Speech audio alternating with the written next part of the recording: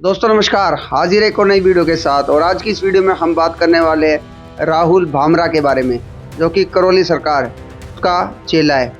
उसने संत रामपाल जी महाराज जी के ऊपर बहुत सी एलिगेशन लगाए हैं, उल्टे सीधे, जो कि अक्सर ही नकलियों का काम होता है। दोस्तों वही काम उसने करा है मूर्ख ने।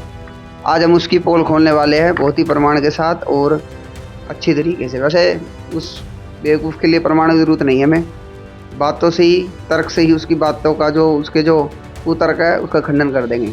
भाई साहब ने एक लिस्ट दिखाई थी, अपने रेट लिस्ट, जिसको उसने बताया था कि भाई तुम क्या हमारी रेट लिस्ट दिखाओगे, मैं आपको रेट लिस्ट दिखाता हूँ अपनी। तो उसने एक रेट लिस्ट दिखाई, एक पर्चा दिखाया, उसमें कुल 10 हवन थे।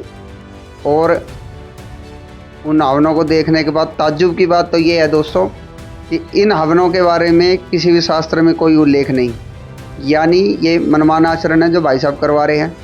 और जो इनके गुरु है, और वैसे भी ये भाई साहब जो है कामाख्या देवी को मानते हैं, ठीक है। तो कामाख्या देवी, वैसे तो भाई साहब ने बना कर दिया कि भाई पुराणों को हम मानते ही नहीं हैं, कोई बात नहीं।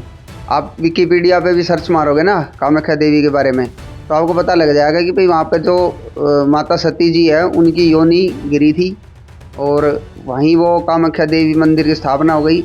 और सबसे ज़्यादा बात तांत्रिक विद्या की जाती है, तंत्र मंत्र की विद्या की जाती है। तो अपने आप में ये चीज़ तो साबित हो जाती है कि जो ये करौली सरकार है ये तंत्र मंत्र की विद्या करते हैं।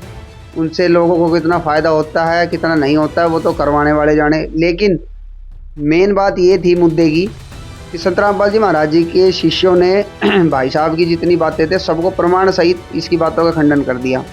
उसके बाद भाई साहब को मिर्ची लग गई। अब मिर्ची ऐसी लगी कि भाई साहब ने अपनी ही पोल खुद खुलवा ली। वो हम आपको इस वीडियो में निरंतर बताएंगे पॉइंटों के साथ। जैसे कि अभी फ़िलहाल उस पर्चे की बात चल रही है, तो पर्चा भाई साहब ने दिखाया, उसमें 10 जो हवन है वो दिखाए। उसमें नीचे लिखा था 1,51,000 रुपये, ठीक है। फिर नीचे लिखा था कि जो गरीबी रेखा से जो नीचे है लोग, उनके लिए ये जो हवन है, यानी जो बच्चे हैं, बूढ़े हैं, जो असाध्य रोग से पीड़ित है, जिनको कैंसर है, उनके लिए ये जो हवन इन्होंने भाई साहब ने जो ये मनगढ़ंत बना रखे है वो मुफ्त है। तो सबसे पहली बात तो ये कि वास्तव में अगर तुम लोग समाज सेवा करना चाहते या तुम्हारे पास कोई ऐसी देवी शक्ति होती, या तुम्हें वास्तव में पूर्ण परमात्मा की जानकारी होती, तो तुम सबका निःशुल्क इलाज करते, ठीक है दोस्तों। अब भाई साहब ने सोचा कि भाई ये बात कोई पहले बोले तो मैं पहले बता देता हूँ कि जो 1,51,000 रुपये जो हम लेते हैं, भाई वो हवन का खर्चा होता है, उससे लोग बाग आते हैं, उस भंडारे में भंडारा भी किया जाता है। सबसे बड़ी बात भाई साहब ने बोली कि आश्रम में जो बिजली आती है उसका बिल कौन देगा। तो भाई जब इन बातों की तुम लोगों की इतनी चिंता है तो फिर ये अपना डमडमा बंद कर दो ना।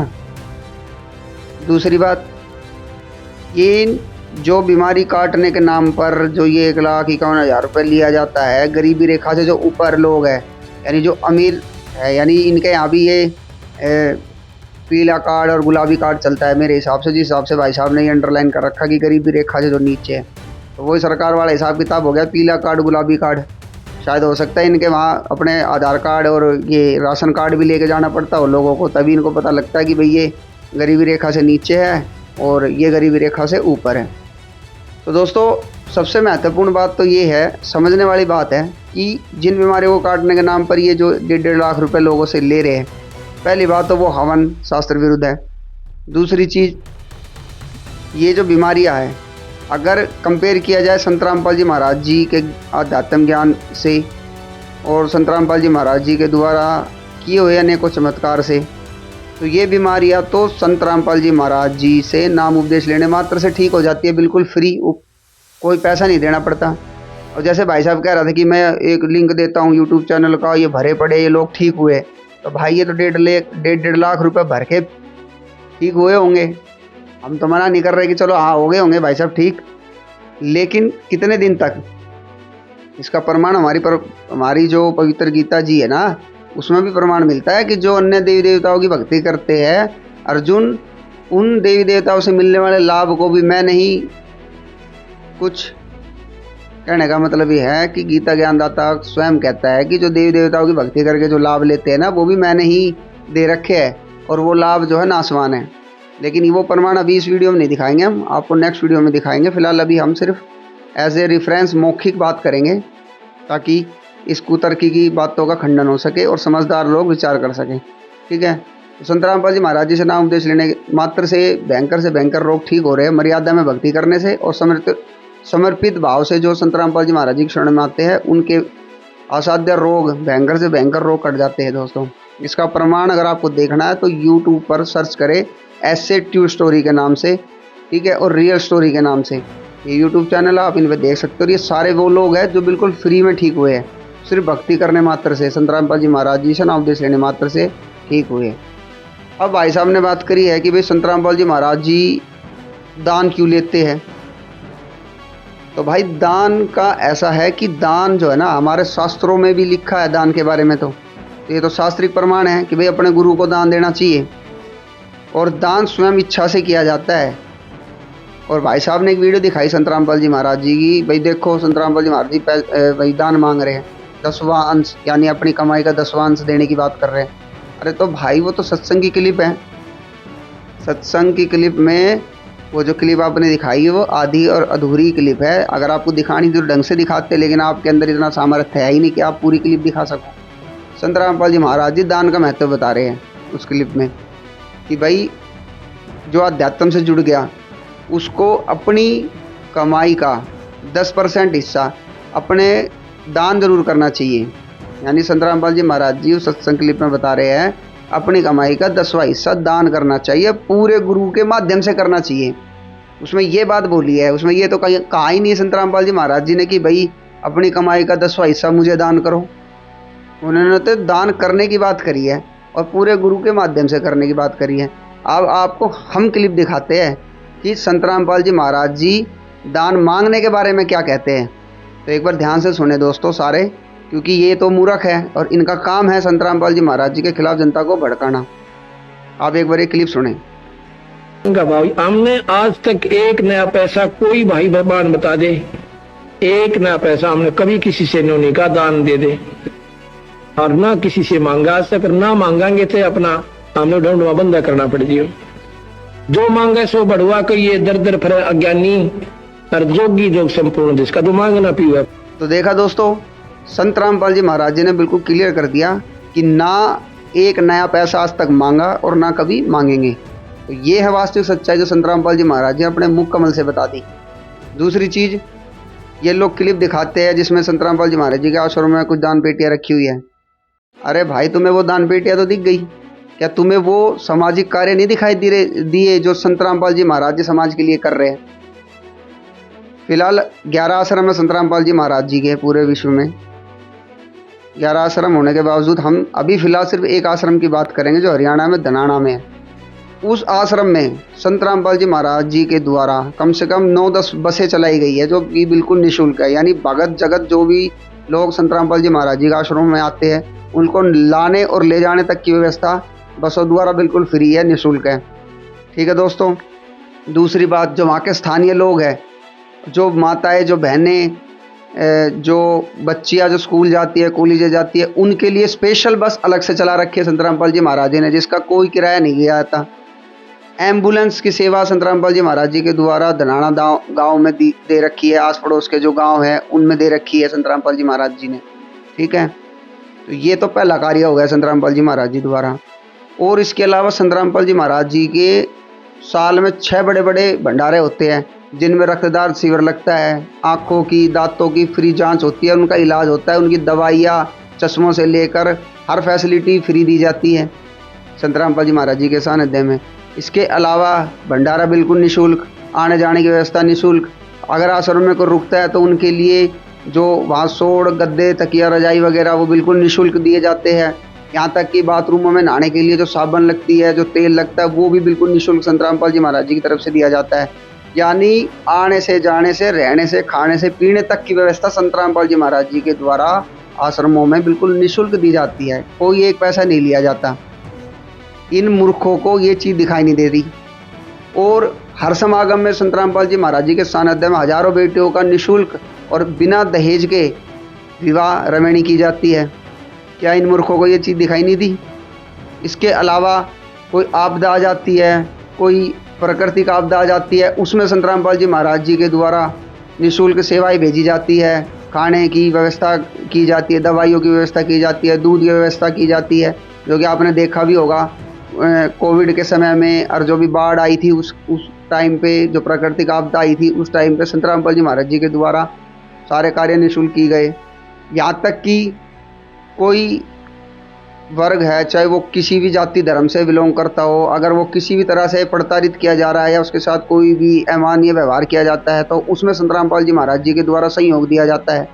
क्या ये चीज़ें इन मूर्खों को नहीं दिखाई दे रही?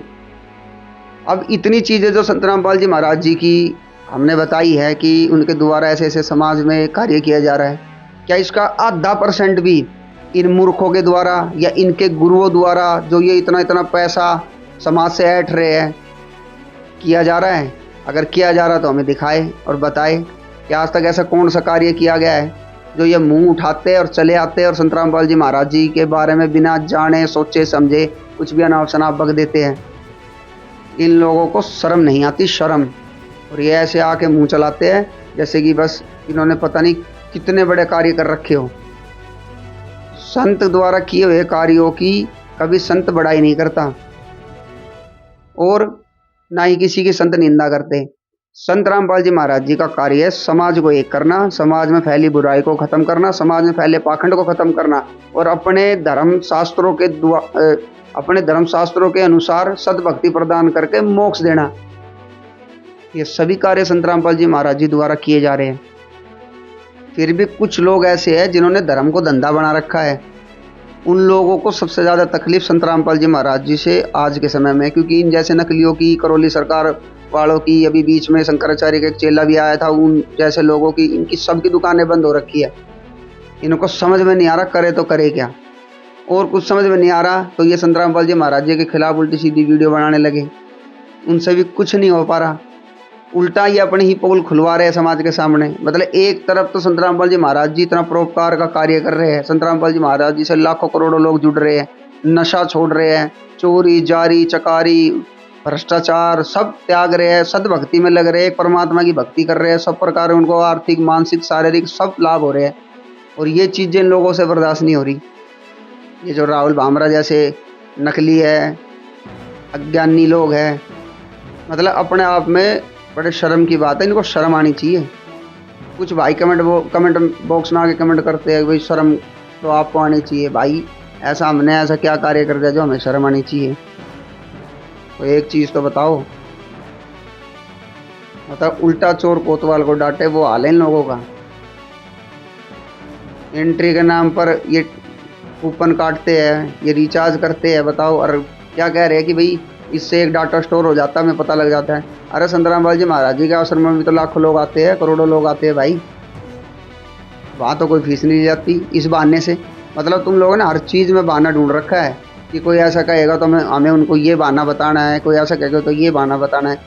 और भाई अब आखिरी में आपसे यही सवाल है मेरा, ये जो आपने इतने सारे हवन लिख रखे हैं उस लिस्ट में, आप इनका ही प्रमाण दे दो, ये कहाँ लिखे हैं, कौन से वेद में और गीता में लिखे हैं? क्योंकि पुराण तो तुम लोग मानते नहीं हो, तो वेद और गीता में हमें दिखा दो भाई।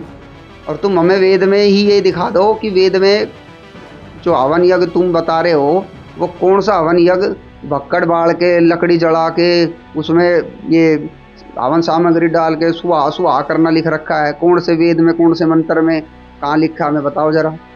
तुम इतने ज्ञानी बनते हो तो बात करते हो तुम नानक जी की, काम कर रहे हो तामसिक, पूजा है तुम्हारी भूतों वाली, तंत्र विद्या वाली, और तुम टक्कर लेने चले हो संत रामपाल जी महाराज जी से। अरे शर्म कर लो भाई, क्यों दुनिया को मूर्ख बनाने पे तुले हो? तो दोस्तों विचार करो इन बातों पर और ऐसे नकलियों से दूर रहो। अगर आपको किसी प्रकार के असाध्य बीमारी हो, कोई भयंकर से भयंकर रोग हो, आप संत रामपाल जी महाराज जी की पुस्तकें पढ़ो, उनका ज्ञान समझो और समर्पित भाव से संत रामपाल जी महाराज जी से नाम उपदेश लो, मर्यादा में रहकर भक्ति करके देखो। और ये बात मैं नहीं, स्वयं संत रामपाल जी महाराज जी अपने मुकम्मल से कहते हैं कि आप मर्यादा में रह के भक्ति करके देखो, कैंसर का बाप तक ठीक होगा। क्योंकि भक्ति किस लिए की जाती है? भक्ति की जाती है शारीरिक आर्थिक मानसिक चीज़ों में सुधार करने के लिए और मोक्ष के लिए। सबसे मेन उद्देश्य तो मोक्ष होता है।